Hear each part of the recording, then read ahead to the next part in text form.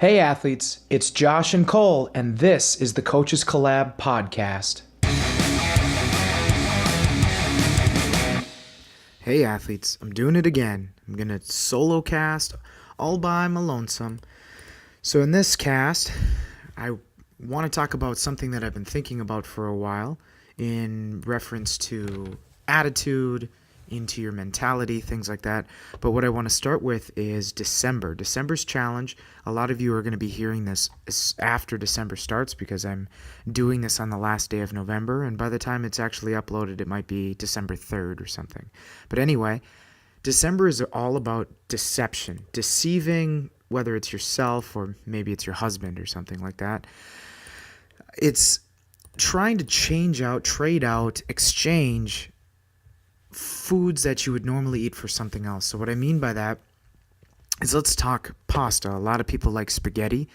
An easy way to deceive yourself into kind of thinking that you're eating spaghetti. And before I actually go on, a little bit of a tangent. It's not that we're going to be replacing foods and it's going to taste exactly the same, but it's going to be good enough and it's going to taste close enough that it should allow you to have a better December. And even with all the holidays going around, you should be more well equipped to deal with all of the extra food that's going to be coming around, and it shouldn't make you put on a bunch of weight over December again if you exchange some of your foods out.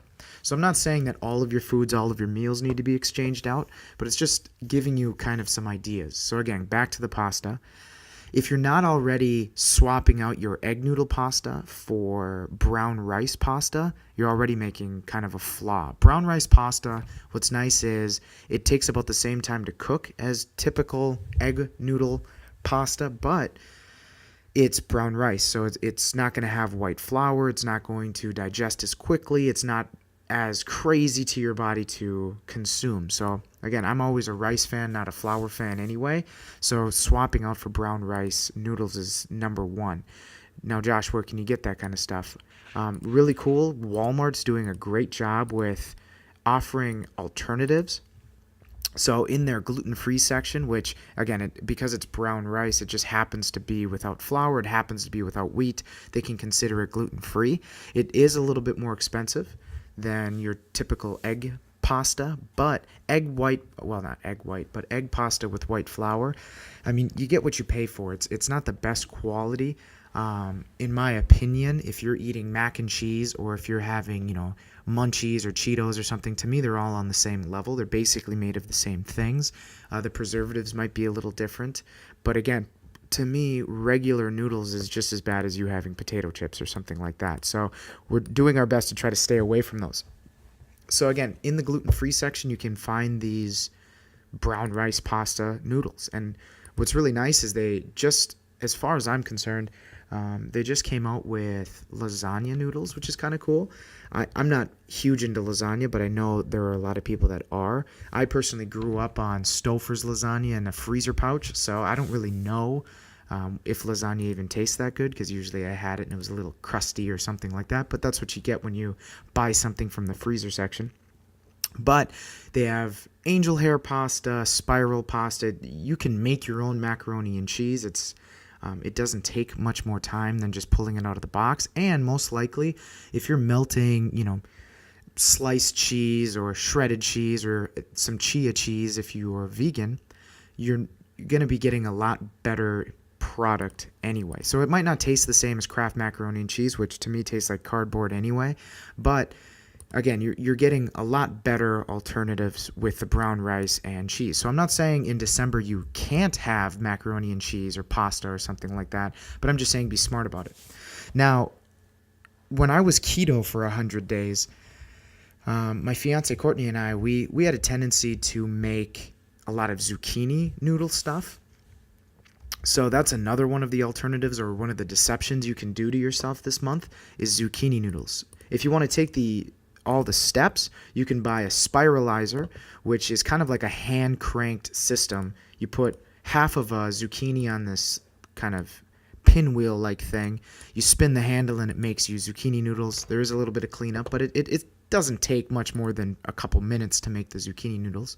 Either that or in your your grocery store in their refrigerated section. A lot of grocery stores, I know the local one, Coburn's, sells zucchini noodles already made for you. You can go that route.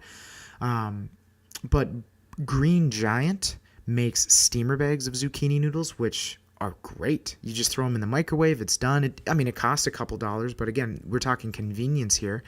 And with those zucchini noodles, what you can do is, my personal favorite is to heat up some Alfredo sauce and put the zucchini noodles in there. Now, granted, it's going to be a little sloppier than your traditional chicken Alfredo or whatever Alfredo you're using Alfredo for. The zucchini noodles are going to be a little more wet because it's a vegetable. It has a lot of water in it already. And what's nice is it's a kind of an easy way to pull some extra calories out of your diet if you're trying to lose some weight or get lean. And again, for me, it's doing these zucchini noodles are going to help you guys over the holiday season, assuming you celebrate Christmas and things like that. It's going to help you kind of lose a little bit of weight on the days that you're not eating some of the junk food. So again, in December, I don't normally tell people, hey, say no to everything and have no fun. And even though you're around family, no, you can't have wine. Or that's not how I usually roll. I usually tell people, dude, you got to live at some point in your life, but let's make sure we're making good choices around all of the not so good choices. Me, myself, in December, I plan to get wasted at least once, and I know which day it's going to be, and I know I'm going to pound a bunch of food, and I'm going to feel happy about it. But outside of that day, if not maybe 2 days, I'm going to make sure that I'm doing things like swapping out or deceiving myself with zucchini noodles. Again, it's not going to taste the same, but it's an easy way to have, Alfredo. You can throw chicken in there. You can throw, we've done sausage. I can't remember the brand of sausage that Courtney and I have had in the past, but basically while the zucchini noodles are cooking in the microwave, we have the sausage in a skillet with a little bit of water so it's boiling. And it takes 5, maybe 8 minutes, depending upon how fast your water is boiling. And you cut up that sausage. In the past, I've thrown some red flakes in the Alfredo sauce. It's a little spicy, but man, it gives you kind of a good kick. It's a good bite. And then you kind of forget about, there's zucchini noodles in here. Again, they're a little crisper. They're not going to be as mushy unless you way overcook it. But if you have a steamer bag, it's not going to be easy to overcook it. The steamer companies usually say, hey, put it in the microwave for 5 minutes, and that's usually a good amount of time. Now, I believe it's Green Giant that makes it. I do also think that Bird's Eye makes it as well, which is a Walmart brand. Walmart doesn't own it, but still. They also make beet noodles and carrot noodles. I believe Bird's Eye came out with spinach lentil noodles. Again, these are just ways to swap it out. Now, some of the sauces that they mix in these bags, they're not the best for you. Don't get me wrong. It's not like you're being super well behaved if you're eating these foods. But again, it's going to be better than you possibly just going out and buying Kraft macaroni and cheese or something like that. Calories wise, it might be pretty similar. But again, it's most likely better for you because there isn't going to be all the crappy flour and other sugars that they're going to put in there. So another way you can swap out in December is with rice. Now, I'm a huge fan of rice. I eat, 20 pounds in a month type amount of rice every month. So for me, I'm not trying to lose weight in December. I'm just trying to maintain the weight that I have so I don't get more weight. But with rice, an easy way to kind of swap that out, you can get riced cauliflower in steamer bags. Now, you can certainly grab a head of cauliflower, get your cheese grater, and start grating. And that'll take you way too long. In my opinion, it takes way too long. So, again, I'll just buy a steamer bag. I'll throw it in the microwave. It cooks really quickly. It's enough for a single serving. For me, it's just a snack. But, I eat a ridiculous amount of rice at one time. But for most people, it's going to be plenty. And, again, we're just trying to swap it out. You can certainly lose weight in December by doing this, but again, the whole point is swapping it out for cauliflower rice instead of regular rice, or they have beet rice, carrot rice. Bird's Eye is going crazy on all of the rice vegetables, which is really good for you. And it's a really easy way for you guys to get a few more vegetables in. Help your digestion. Make sure you don't get sick, right? If your digestion is thrown off, your immune system's thrown off, you have the potential for getting sick. And no one wants to be sick in December when, they're gathering around a Christmas tree or something like that. So again, swapping it out. And then you guys can come up with other alternatives. If you're really into baking, I really enjoy Swerve, which is a company that makes stevia. Well, it doesn't make it, but it sells stevia in confectures or powdered sugar form. And what's really nice about that is it's a 1-to-1 ratio. So if your recipe calls for a cup, you throw in a cup of the stevia, the Swerve, which can be found at a lot of grocery stores nowadays. I'm not sure if Walmart sells it yet. I know they sell a stevia. I can't vouch for it because I've never really had it, but you could certainly try it out. Now, your baked goods, they're going to taste similar, very similar. Not exactly the same because, again, sugar caramelizes a certain way and, sugar, and it's addictive for a reason. But, again, if you guys can swap out your sugar for stevia, that's a great way to make an adjustment or make, a deception in December. Also, flour, white flour, you can swap it for almond flour if you want to spend a few extra bucks, that's fine. Even swapping it for 100% whole wheat flour is going to be better. Again, it bakes differently than your traditional baking flour or cake flour or whatever. But again, you guys kind of need to experiment and see what you guys like. I wish I could just give you guys a list and say, so-and-so, you're going to love these 12 things exactly prepared this way. But I don't know you that well. You don't know yourself that well to know that, hey, I should put stevia in this or I shouldn't or whatever. So again, you guys are going to have to experiment a little bit this month. But December, there is no amount that you have to do. It's more of a do it for yourself type thing. So I know in November, we talked about either A, working out 16 times a week, B, only having 2 cheat days or cheat meals in that month, or C, doing both, right? 16 workouts and no cheat meals. I pledged that I wasn't going to have any cheat meals. Today's the last day of November, and I haven't had any cheat meals. I behaved myself over Thanksgiving. I had, fried chicken and pulled the skin and the breading off, and that fried chicken was good. To me, white potato isn't a big deal. They didn't put a bunch of crap in it. To me, butter isn't a bad thing. I've never thought butter was a bad thing. I don't even think bacon is a bad thing, but I didn't have any bacon in November. But I behaved myself. It wasn't impossible. Some ways I did it, and this should help you guys when it comes around Christmas time in December. If you trained with me or in my presence in the month of November, I was talking about how it seems really hard, but it's kind of easy to just take that dish that's right in front of you full of, peanut M&Ms or chocolate-covered pretzels or whatever. It sounds so simple, but it's actually really tough to pick that bowl up, pick that dish up, and just move it out of your way.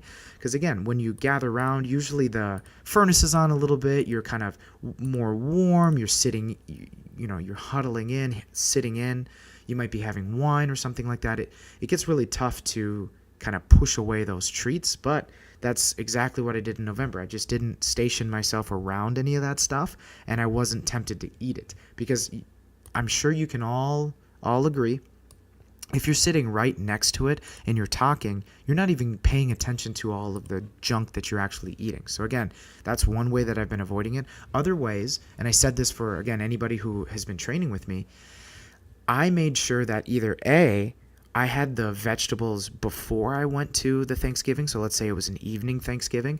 I made sure I had a ton of vegetables for lunch. B, in some cases, we brought vegetables with so that I had something to snack on. And if you're going to a family gathering or you're having family over, it's never a bad idea to set out some carrots, some pea pods, some celery, broccoli with some dip. If you find a decent dip, it's not that big of a deal. And again, that's how I made it work for myself. Also, protein was a big thing. I wanted to make sure because, at least in my family, to my family, protein is things like meatballs and smokies. And I'm not saying that's bad, but it's, summer sausages and salamis. It's not the highest quality, but that's because, my family is kind of an army. There's plenty of us. And let's say there's 25, 30 of us gathering for Thanksgiving or Christmas, that's a lot of meat you have to bring to make sure that everybody has it. In the past, we've done things like taco in a bag or something like that. But again, even the hamburger we used was as cheap as it could be because, again, we're serving so many people. So I made sure that when I could, I had higher quality protein. So, Thanksgiving turkey or the homemade fried chicken that my fiance's grandmother makes is awesome. And again, I could pull the breading off. It worked well for me. I actually didn't gain any weight because, again, I made sure that what I was eating was beneficial to me. And what was nice about it is I went back for seconds, sometimes thirds, when I was at my first Thanksgiving. Yeah, anyway, I think I went back for thirds. And nobody in my family even said a word. They didn't say, oh, you're not going to have the stuffing. You're not going to have this. Bitch, I just had 3 plates worth of food. How much more food do you think I can have? Holy crap. And again, they never said it. So I'm saying this to you. If you guys load up your plates with foods that you want to eat, and again, I had a variety of things. I had potatoes with like a teaspoon of gravy just so it didn't look just white potatoes. But the potatoes I took was about the same amount of potatoes that I would have if I were having rice. So I didn't overeat there. And again, I loaded up on chicken or turkey depending upon where I was. And anything else that I thought was good. If there was vegetables, if there was Courtney made some broccoli, cheddar, whatever.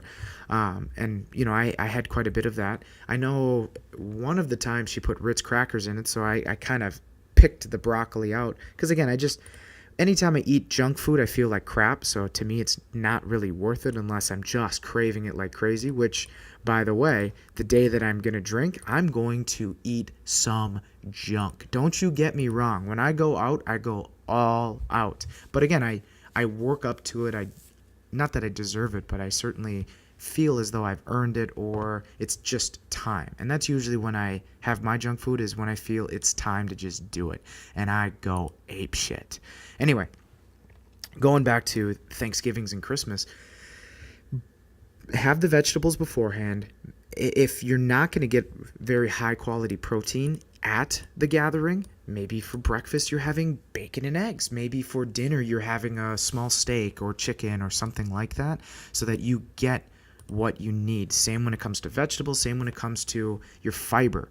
So vegetables, yes, have fiber, but when I'm talking about fiber, I'm thinking carrots, I'm thinking sweet potatoes.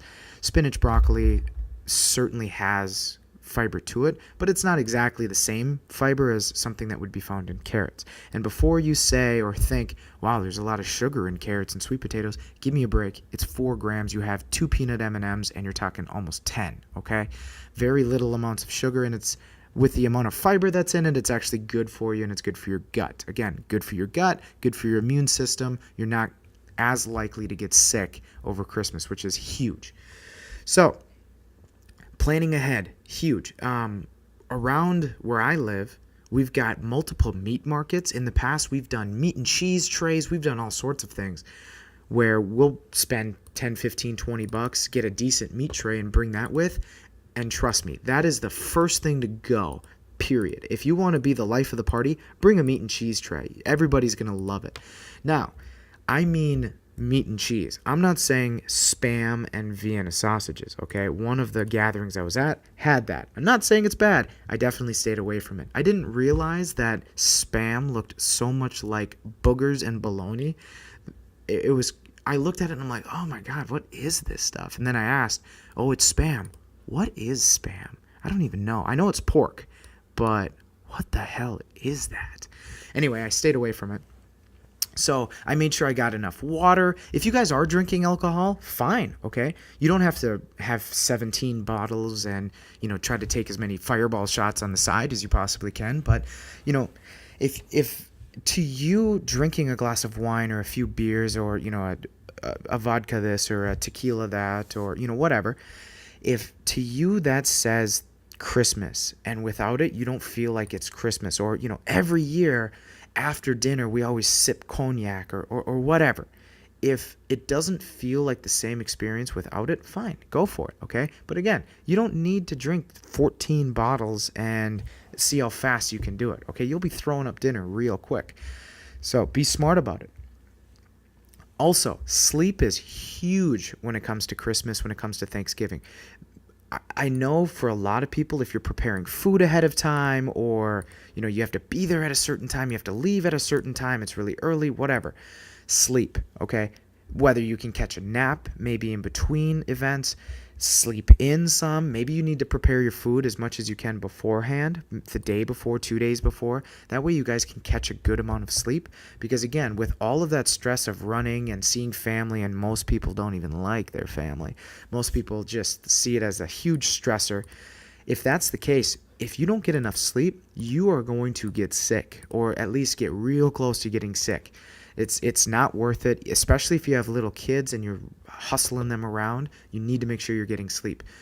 And again, look at our website, look at our Facebook page. We have sleep infographics. Our Instagram page has it right on the top banner, where it talks about things you can do to improve your sleep. Blacked out room, try to avoid alcohol as best you can. Again, if you're going to have alcohol, great.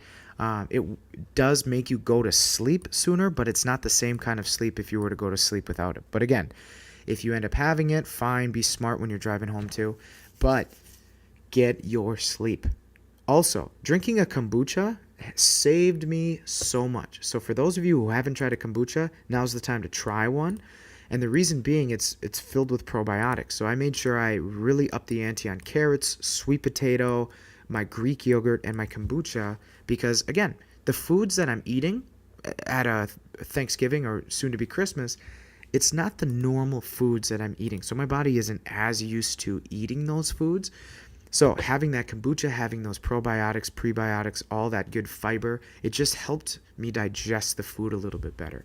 Not that I have a sensitive stomach by any means, but again, it's just more precautionary. The last thing I need to do is get sick, especially being a personal trainer. If I'm sick at the end of December and the first week of January, say goodbye to the next 3 months of training. Okay, January 1st, there's a reason, personal trainers are pulling their hair out. We are very busy around that time, especially with Christmas coming around.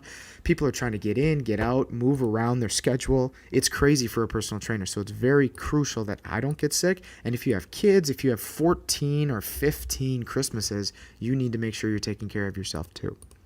So again, kind of a long roundabout way to talk about December. December is trying to deceive yourself. So maybe, again, if you typically have soda, maybe you're going to have, and I don't necessarily like this, but Crystal Light in your water, or you're going to have club soda, or you're going to have, I don't even know, Craig's water, or whatever, sparkling water, LaCroix, that's what I was thinking, Craig's water. It's not Craigslist. Anyway, try to deceive yourself, right? If you know that you drink 2 sodas a day, or, I always drink a full 20-ounce bottle of Pepsi every day, can see if you can deceive yourself a couple days. Okay, again, there's no limit, there's no minimum. It's just making you guys think about it. What can you do a few times? Because if you do it a handful of times, it's going to be a lot better Christmas time for you than it was last year. You're going to be less likely to put on a bunch of weight. You're going to be more likely to go on a walk when it's nice out. You're going to be more likely to be active and get up off your lazy butt, so that you don't put that weight on. Because the worst thing you can do is just go ham around Christmas time. Because as soon as you get that taste for all that junk, and if you go really crazy, you know what I'm talking about. Every day you feel like you have to have some junk food. Every day you're like, oh, I need some more peanut M&Ms, or hey, Reese's trees just came out. I got to have 14 of those, So again, if you can push it off a little bit and deceive yourself some, you're going to be much better off than you were last year. Because again, all we have to do is a little better than last year, and we're already ahead of the game. Because when January 1st rolls around and you have your New Year's resolution in mind, it'll be a little bit easier for you to lose that 10 pounds, 30 pounds, gain your weight, whatever. Okay? So, one last thing about Christmas, and then it's time to move on. Try your best not to bring that shit home with you, okay? Because again, if you are the type, if you're like me at all, as soon as you get a taste for that sugar, as soon as you get a taste for that junk food, that's all you're going to do in December, okay? So you might only have 2 Christmases and a maybe a Friendsgiving or a friend's Christmas, or maybe you have a work party thing, whatever. But if you bring that shit home with you, or you keep buying that shit, you're going to just put on weight like crazy. In a month, you could put on 20 pounds because you just put it away and you don't even realize it.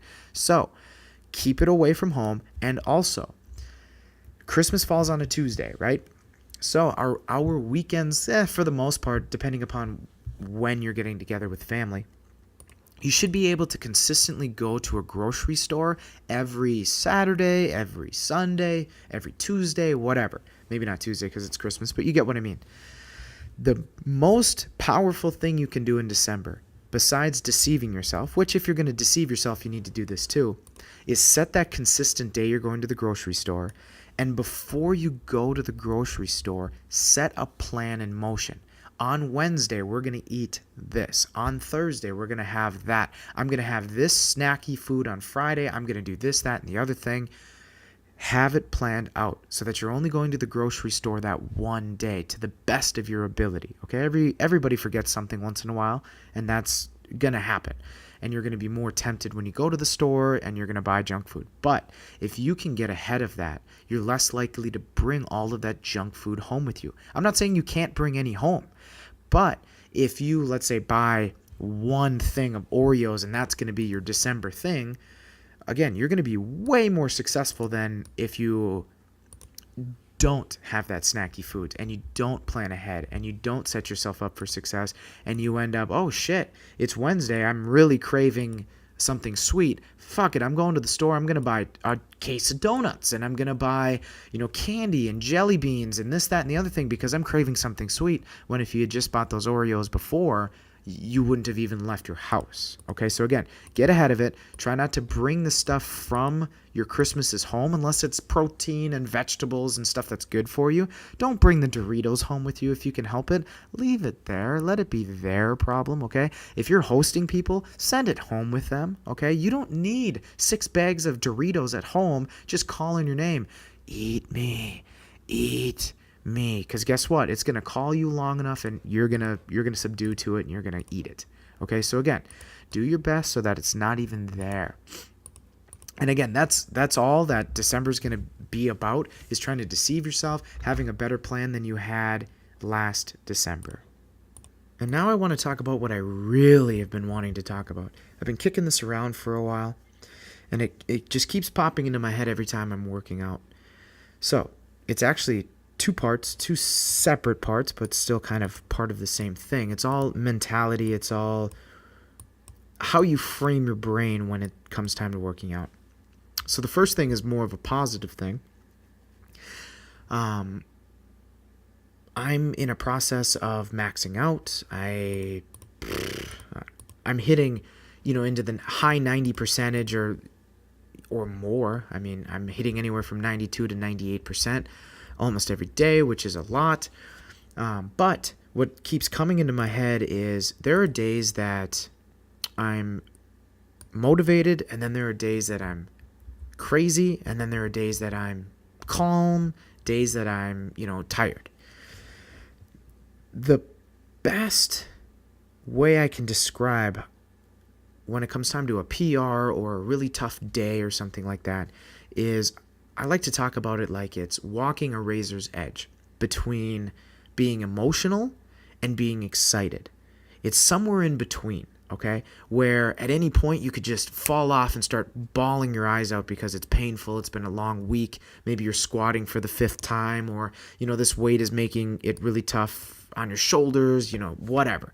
Maybe you're just really fatigued, whatever. And then being excited. And what I mean by excited is overly excited. You've probably seen videos or seen people or done it yourself where people just get nuts. They just go crazy. They're screaming, they're yelling, they're and they go for it, right?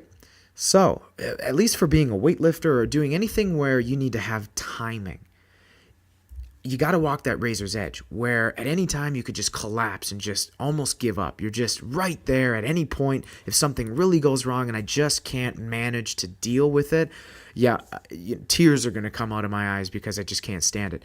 And how do I get hyped up enough without being, oh, yeah, get it, being like that? How do I make sure that I have enough energy without doing it? So that's something I've been battling.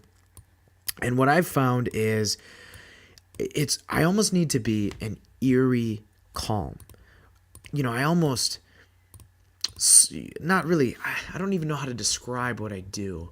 But if you were to see me from across the room, which typically I have a smile on my face, I'm, laughing, whatever. But when it comes down to it, when it's game time, I've got a game time face on because I'm doing my best to eliminate all other thoughts other than what I'm trying to do, whether it's a snatch, clean and jerk, squat, maybe I'm training, coaching, whatever.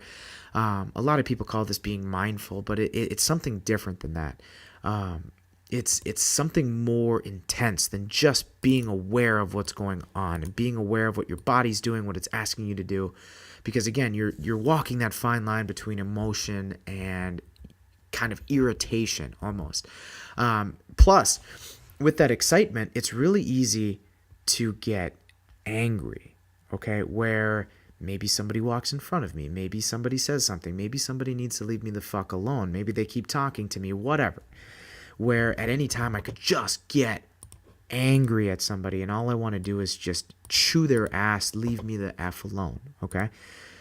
Again, it's all about walking that fine line, and it's something I've been battling with. And it's something I hope whether you are a weight loss athlete, whether you're a strength athlete, power lifter, weightlifter, whatever, I'm hoping you battle with something to this extent too, where, maybe you go into a class and you don't know if you should run or you don't know if you should hide. Maybe you're a little scared. Maybe you're excited, a little bit of both, a little of everything, whatever.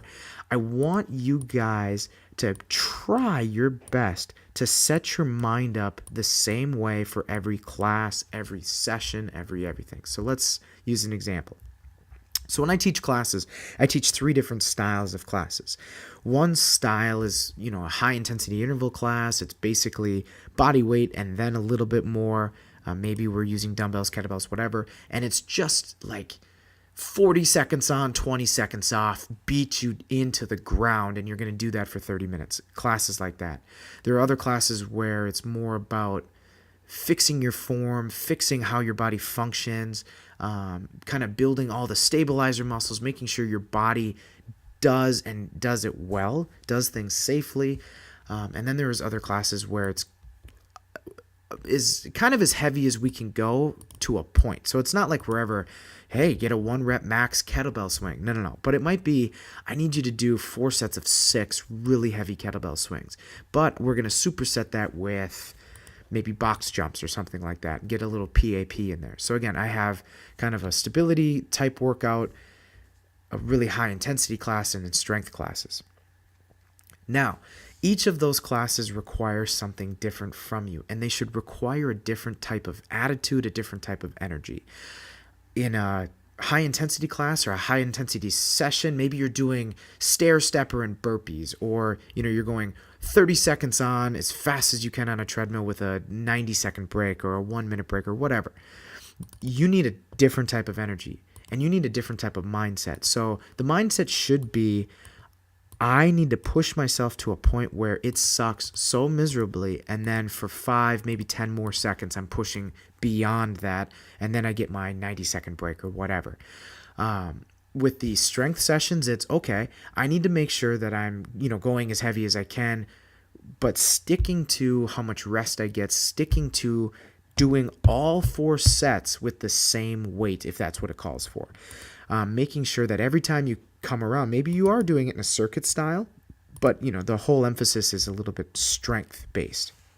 You need to make sure every time you come back, you figure out, how do I keep this intensity up? How do I keep this weight in my hands? Maybe I do something called a mid-set break, where if I'm doing 6, maybe I do 3 repetitions, take a quick short break, maybe 10 seconds, and I do the last 3.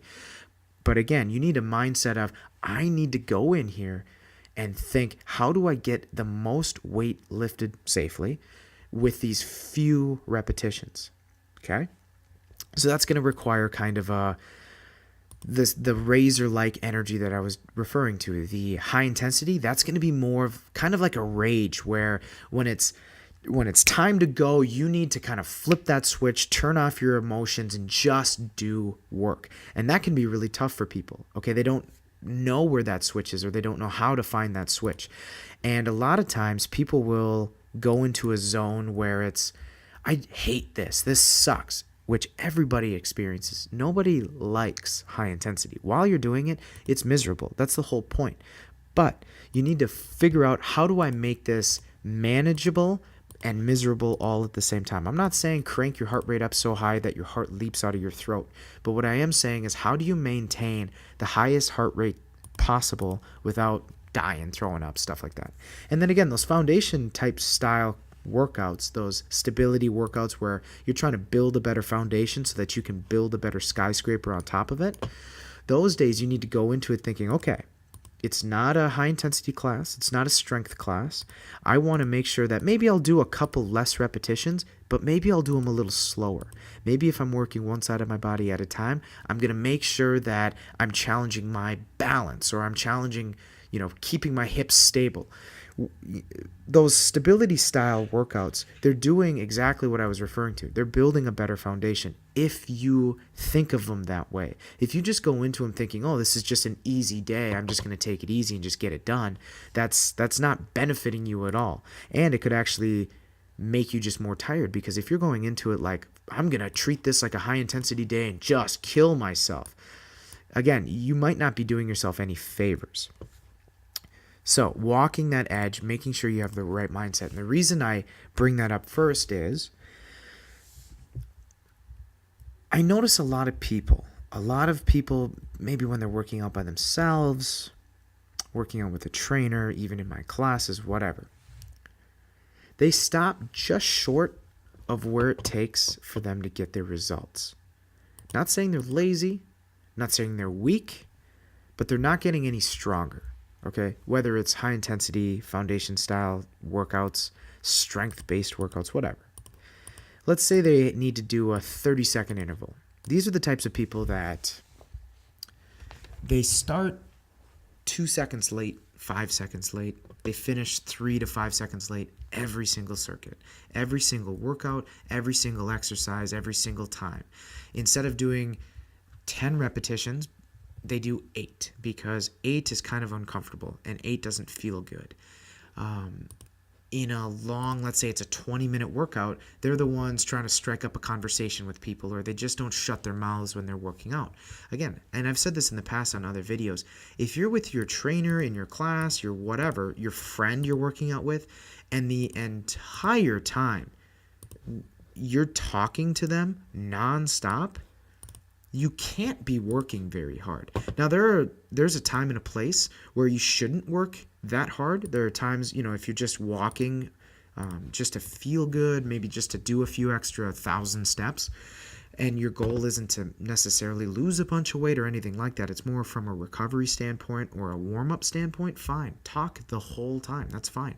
But if you're swinging a kettlebell talking, if you're doing push-ups or rows or deadlifts or anything, and while you're doing the exercise you're talking, there is no way you have the right effort in your hands. You don't have enough weight, you're not trying hard enough, something's just not happening. Now, Josh, you're just talking to a wall at this point, because the people who do that, they're not going to be very likely to just change, right? But let me see if I can get you from this standpoint. So let's say every circuit you start 2 seconds late and finish 3 seconds early. That's 5 seconds every exercise. Let's say you have 8 exercises and you're doing 5 rounds. So that's 40 total, right? That means that there are 200 seconds, over 3 minutes, almost 4, not really, 3 minutes where you're not even working out. Okay, those 3 minutes, let's say we're doing push-ups. In 3 minutes, how many push-ups can you do? 30, 40, 80, 100? How many squats, lunges, rows, jumping jacks even, push-up. I already said push-ups. Anything.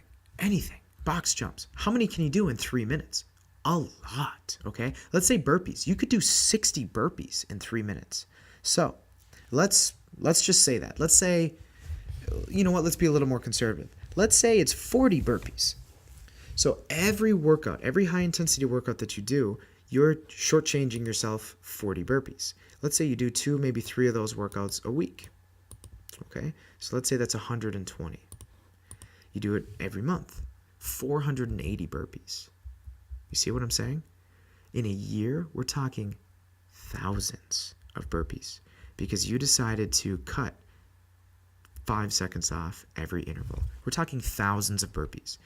First of all, if I told you to do a few thousand burpees, upwards of 5,000 burpees, what do you think that's going to do to your body? That's going to change it a lot, isn't it? Right now, granted, it's in a whole year, and Josh, you're making a big deal out of this. It's only 4 minutes, but it's 4 minutes every single day. How can you ever say to yourself that you've given it everything you can when every single time you shortchange it just a little bit, you just stop a little bit short? That 5 seconds, every circuit, every exercise, those 4 minutes that you're missing, those 4 minutes are the results that you're crying that you don't have. Right there. Because when the going gets tough, you're not even willing to start. So again, if your coach is an asshole like me and makes you do some crazy exercises, maybe if you need an extra break, rather than just chilling and doing nothing, okay, and doing absolutely nothing, and resting an extra 45 seconds, even though I get it, there are times that you need that kind of a break. Maybe instead of just completely stopping, you can do something that's worth stopping for. Jumping jacks, right? Maybe you just hold plank while you try to catch your breath, which is kind of tough. But it's better than just slowly dragging yourself to get your water bottle, hanging out, trying to strike up a conversation with somebody and slowly dragging yourself back. And now you've missed 3 minutes because you were taking too long. Okay? And again, 5 seconds every single exercise, all day, every day. That's like you cutting off 2 repetitions, right? 2 repetitions of anything. Let's say if I were to ask you how many push-ups could you do, and you said I could do 12. And I said, okay, I need you to do 12 twice today, whatever. But you only did 8, and you only did 8 twice. You fell short 8 repetitions. And again, you're falling short every single time. Okay? Now, Josh, that doesn't make sense at all. What the hell are you getting at? I'm getting at that every time that 5 seconds goes by, that's that one burpee. That's that little bit of extra that tells your body, you know what? I need you to change. Okay? Every time you stop a little early, you're comfortable. Okay? Now, I get it. Being uncomfortable sucks. Okay? Nobody likes it. Nobody likes to be uncomfortable. That's why it's called uncomfortable. But you know what sucks more? Spending 3 years and not losing any weight and actually gaining weight. That sucks more. And you know what sucks more? Doing 10 push-ups every single time that you need to do push-ups and realizing, oh, I'm starting to develop some fat on my arms or my chest or whatever. I'm actually gaining weight, but I've been doing the same thing all the time. But that's the problem. You're not doing anything different to promote that change that you're looking for and that you desire. So again, you need to be a little bit uncomfortable. It's something that you have to change your mindset on. And I know it's tough, but it's very much so worth doing. And again, maybe this can help you guys change that mindset.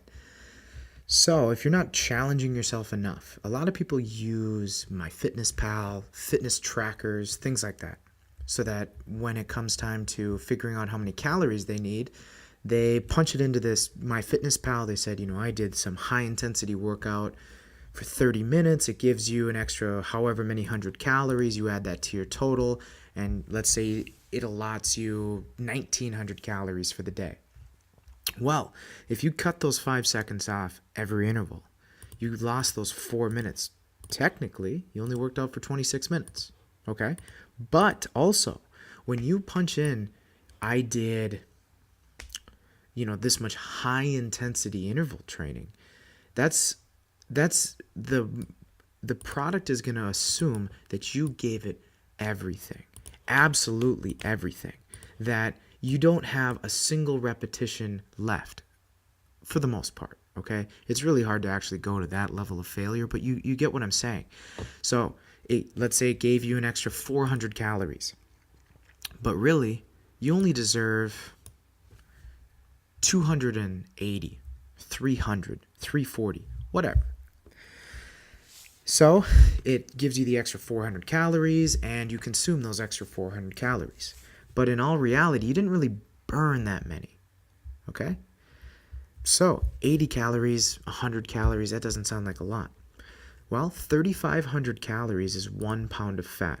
So once a month, about once a month, because you're lying to yourself, because you're shortchanging your workouts that extra 5 seconds, once a month, you start to creep on an extra pound. At first, you tell yourself, oh, this is muscle. I'm definitely gaining muscle. It's only 1 pound. That's not that big of a deal. Hardly even notice it. It wasn't even overnight. It was slow. And then 2 months comes by, another pound. Still gaining muscle, getting stronger, for sure. 3 months, 6 months, a year. All of a sudden you realize, holy shit, I gained 12 pounds in 2018. But I was working hard. I swear, my tracker must be wrong. My tracker must be lying to me. It's totally not my fault. Really. But again, you missed out on thousands of burpees, right? 5 seconds, 400 seconds every workout. You work out 4 or 5 times a week. Thousands of burpees. It's not the tracker's fault. It's user error. It's you putting yourself on a pedestal and saying, oh yeah, I did that. You didn't really. Okay, now, it's always in your best interest, if you're trying to lose weight, to be conservative. So let's say high intensity. It was 30 minutes. Assume you didn't do 30 minutes. Put 25. Put 20. Okay? Most likely, it's not going to change the amount of calories it recommends, but it's keeping you more honest. Also, 30 minutes of high intensity, to me, means that you were actively moving for 30 minutes. It doesn't mean to me 30 seconds on, a minute off, and you count that 1 minute off. Okay? So, how many calories do you actually deserve? How many did you earn? How many did you actually burn in that workout? A lot less than you actually think. A lot of people think that, and it's because of a lot of advertisements, burn 1,000 calories in an hour. You know what? I can be a pretty big jerk, a pretty big asshole when it comes to a workout. For you to actually burn 1,000 calories in an hour, the amount of effort you have to consistently give it is ridiculous, okay? You could do burpees for an hour, non-stop, okay? Let's say you did, I don't know, 15 burpees a minute for an hour, okay? We're talking 900 burpees here. You don't burn a calorie per burpee, all right?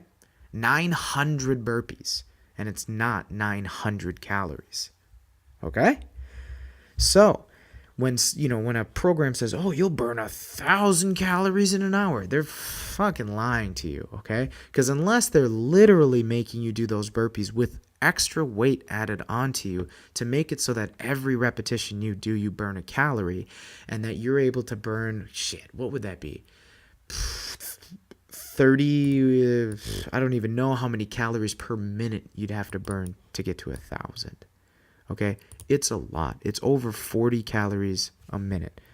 That's flying. Okay? It's not going to happen. You're not going to burn 1,000 calories in an hour. You can burn 1,000 calories in a workout if your workout lasts a little bit longer, you're adding in some weights, but even then, let's say you're using weights. So let's say you're doing kettlebell swings for the whole hour. You'll burn X amount of calories. To recover from that, to recover all the muscle tears, assuming you were using a weight that was challenging enough to actually tear your muscle, because if you're using a really easy weight, a weight that you've been using forever, okay, a really easy weight, it's not hard enough to actually tear the muscle. It almost becomes that of running.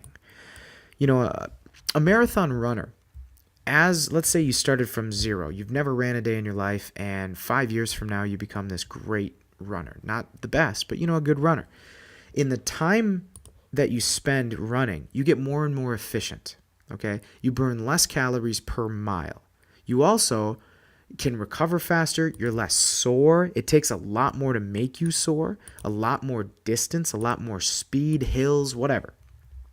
So as you get better at running, you're burning your muscle less and less, okay? You're destroying your muscle less and less.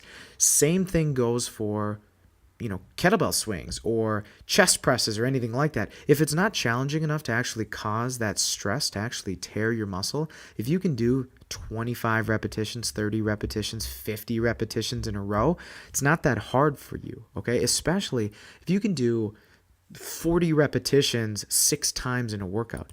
You're basically just briskly walking on a treadmill, okay? You might be using more of your body and certainly burning more calories, but again, you're not burning a ton of calories after. You're not changing your muscle a ton after. So again, when I say that you burn more calories after a workout that you use weights, I'm saying you need to be really stepping it up with those weights. But the higher you step those weights up so that you get more energy burnt in your recovery, the less energy you're actually going to expend in your workout. Because again, so let's say the amount of energy it takes to do a 500-pound deadlift for one deadlift is more energy than it would take to deadlift 300 pounds, right? Makes sense. It's heavier weight. You need more energy to actually do it. To recover from the 500-pound deadlift takes more energy than the 300. But you can probably deadlift the 300-pound bar more times. So in the workout, you might actually burn more calories. And again, depending upon how many repetitions you do, you might recover. In your recovery, you might require more calories from the heavier weight than the lighter weight, depending upon reps. But there's a sweet spot. There's a sweet spot where you can do just enough repetitions in a workout, and then after that workout, you're burning a ton of calories too. And it depends upon your leverages, the types of exercises you're doing. But what I usually tell people is 10's a good number. 10, 8. 6s are a little on the low side. Maybe recovery-wise, it takes a lot of energy, but you're only doing 6 in your workout, so it's not requiring a lot of you. I like 10s. I like 8s because it takes a lot of energy to do, let's say, 10 back squats or 10 box jumps at a really high level. And then it takes you quite a bit of energy to recover, so it might take you a minute or two before you can do it again. And then when you're all done, you have enough volume and your body has been broken down enough that your body is utilizing the most calories after. But even then, in an hour, still not 1,000 calories. Okay? Even if you did 10 sets of 10 squats or 10 sets of 10 deadlifts, using so much of your body, you're not going to burn 1,000 calories in total, most likely, unless you are a freak deadlifting some ridiculous amount of weight, which most likely you're not, right? I'm not saying that in a bad way, but I'm just saying we're just average guys and gals, okay? So again, MyFitnessPal, things like that, it's really easy to be wrong. It's really easy to lie to yourself and not even know it, and then blame the product, okay? Again, if in a year, because you shortchange yourself those 5 seconds every workout, if in a year you've gained 12 pounds and it's not muscle and it's body fat, it's really easy to blame that product. But again, it might be you because you're not actually giving it 100%. So when you go into your workouts, you need to know what is expected of me today. How do I need to feel? How do I need to think? What do I need to do? Do I need to go crazy off the wall, try to get as many repetitions in every second that I possibly can because it's a high intensity day? Am I trying to utilize that sweet spot of just enough repetitions that I need a little bit of rest, but it's enough that I'm burning a ton of calories in this workout, changing my muscle and recovering with a lot of calories used? Or is it kind of I'm trying to fix my body, I'm trying to make sure that it's functioning properly, whatever. And if you think of it that way, rather than every single day I need to just go ape shit and as many repetitions as I can or as much weight as I can. It'll prevent you from burning out. You'll be able to push on the days you need to push and rest on the days you need to rest. You'll be burning the most calories, losing the most body fat. And when you enter into your MyFitnessPal or whatever, I spent 25 minutes doing high intensity. You did just that, right? You actually burn the calories that it's giving you. And by the way, it just came to me, it's still, to burn 1,000 calories in an hour, it's close to 20 calories per minute. But still, you get it. It's crazy. Now, what a lot of people will end up doing, and this makes me feel so terrible, because it's old school mentality. Does it work? It can. But man, it requires so much time, so much discipline, so much time away from family. And what sucks about it is, and I'll tell you in a second what it is, and what sucks about it is it's not sustainable. As soon as you decide you're not going to do it anymore, your results are going to be gone. And what I mean is more time in the gym. All right? So let's say, Josh, you're stupid. I run all the time and I lose weight all the time. I will come to the gym and 3, 4, 5, 6 times a week, and I'm constantly losing weight. And all I do is run. Okay? But how much have you added to your running time in the last year or two? And the answer is going to be a lot. What I usually tell people is, if you're at the gym and total amount of time spent doing exercise, if you're spending more than 90 minutes, let's say, get out, okay? Get out of here. You're only going to work yourself into being sick. I'm not saying you can't do it. I'm not saying it's not good for you. And I'm not saying that marathon runners are crazy, but I am. They are crazy. But what I'm saying is, if you're the average person, now, unfortunately, a lot of quote-unquote average people have an above-average thought of what they need to look like to be happy. And I feel so terrible for these people where they think that I can look like that person in the magazine, or I can look like my trainer, or whatever, if I only could spend 1,000 hours a day in here, or something to that extent, where you feel you need to look like that person or function like that fitness professional or whatever. If you want to out-cycle Lance Armstrong, you need to out-psycho him, okay? And what I mean by that is, the man spent a lot of time on his bike, a ton. A professional football player, a professional anything, they spend so much time. It is their full-time job. Even iron addicts, okay? The best of the best, weightlifters, powerlifters, whatever, they're thinking about it more than you. They're eating better than you. They're not going to parties. They're not doing this, that, and the other thing. The fitness models you see are, really taking it to an extreme. Some of them are on steroids. Some people don't spend a ton of time in the gym. I mean, I think Dorian, Yates, and Ronnie, Coleman, they spent less than 90 minutes in the gym at a time. But, they always had their food packed. They always made sure they got enough water, enough sleep. They spent so much time outside of the gym thinking about looking good and, having as much muscle as possible. It's more time than you have if you have a job and if you have kids, okay? And again, what's really sad about that is a lot of people think, hey, I can just go to the gym and spend 4 hours at a time and end up looking like this person in the magazine. And that's not true, and you're only going to get sick, okay? And she might be listening. I already had this conversation with one of my athletes.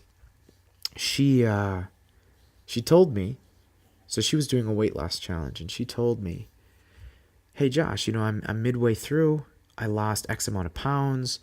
I asked the other trainer what I should do so that I lose even more weight. And this other trainer's recommendation was, you know what, you need to add 2 more cardio sessions a week. And by cardio sessions, I would assume he meant 40 plus minutes at a time. Now, granted, if those cardio sessions were just arbitrarily walking, maybe adding, what would that be? 4,000 more steps to your day, or however many steps that would be.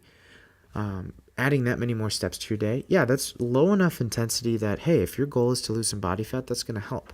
But if your nutrition sucks, if you're not trying hard enough, if you're shortchanging yourself those 5 seconds in your workout, if you're doing any of that, yeah, you're going to see a little bit better results. But again, it's not maintainable. If you want to maintain your weight loss or your muscle gain or whatever, what you need to be thinking about is, how do I do the minimum to keep this? Or how do I do the minimum to continue this progression? And adding more time to your day, adding more time to your workouts, that's not the best way to do it, okay? At least in my opinion. And that's why I said with a runner, yeah, you might be losing more weight and continually losing more weight, but if you started off running a 5K every day, which took you maybe a half an hour, now you're running 3 hours a day. Yeah, doing more distance will help you lose more weight, but at some point, if you want to continue losing weight, maybe you still have 20, 30 pounds to lose. At some point, we're talking 4 hours a day, 5 hours a day, nonstop. Why? Because there isn't enough intensity in there. There isn't enough sleep. There isn't enough food coming in, or maybe you're taking in too much food. Now, what I usually tell people, so this is what I told this lady. I said, okay, that's an old school way of thinking, of adding 2 more cardio sessions. I gave her the same speech I just talked in the last 20 minutes, the extra 5 seconds. But here's also what I said. And I've been saying this a lot lately. If you are underfed, underslept, underhydrated, you might not even know you're shortchanging yourself those 5 seconds. Josh, what do you mean? You might start right on time and finish right on time. But let's say it's a 30-second interval. Let's say you're a little tired, a little underfed, which is usually the case. A lot of people who are trying to lose a ton of weight, they think, I need to increase my activity, add some weights in there, do more cardio, and cut my carbs. All 4 of those things will work, but just one of those at a time will work too, okay? And initially, maybe doing all 4 of those at the same time will have you lose maybe 5 extra pounds quicker. Maybe not extra pounds, that's not what I want to say, but 5 pounds a little faster, but you're going to plateau a heck of a lot quicker. So what I always tell people is, do 1. If you've never worked out a day in your life, just working out, that's your first step. If you've never resistance trained before, that's your next step. Okay. Then at that point, let's look at your nutrition. Then at that point, okay, how many calories are you taking in, this, that, and the other thing. But again, to increase all of those, resistance training, activity levels, cardio, amount of calories coming in, and how many carbohydrates you're eating, if you're going to adjust all of those all at the same time, that's pretty rough. Okay. That's so tough to maintain. So this is what I told her. If you're underfed, underslept, underwatered, because I treat you like an animal and you're a horse, underwatered. Let's say in 30 seconds, push-ups. Perfectly fed, perfectly rested, perfectly ready. Mentally, physically, everything. You can do 20 solid push-ups in 30 seconds. And you can do that 3 rounds in a row. Great. When you're underfed or underrested or underslept, undercarbed, under whatever, overworked, okay, which I'm of the belief there is no such thing as overworking, just under recovering, under taking care of yourself, under eating, all of those things. Anyway, if you're underfed, maybe those 20 push-ups turn into 18. Maybe those 20 burpees are 16, 12.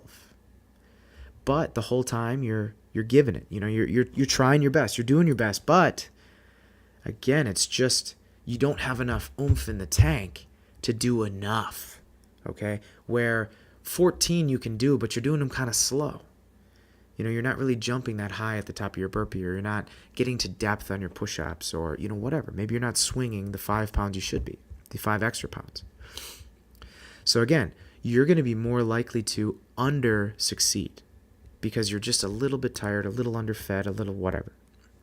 So I always recommend to people, step it up a little bit. Maybe you need more calories than you thought. But Josh, if I eat more calories, I'll gain weight. Possibly. Initially, you might.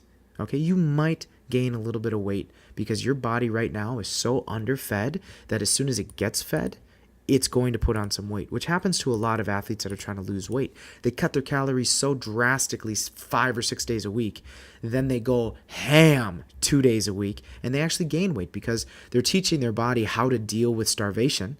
And then, hey, we're going to deplete you for 5 days, and then you'll be replenished for 2, and deplete you and replenish. Your body's going to get really good at storing and utilizing your fat. Okay, you're going to have a lot of fat so that you don't all of a sudden just die because you aren't feeding yourself enough. Okay, your body's really good at it.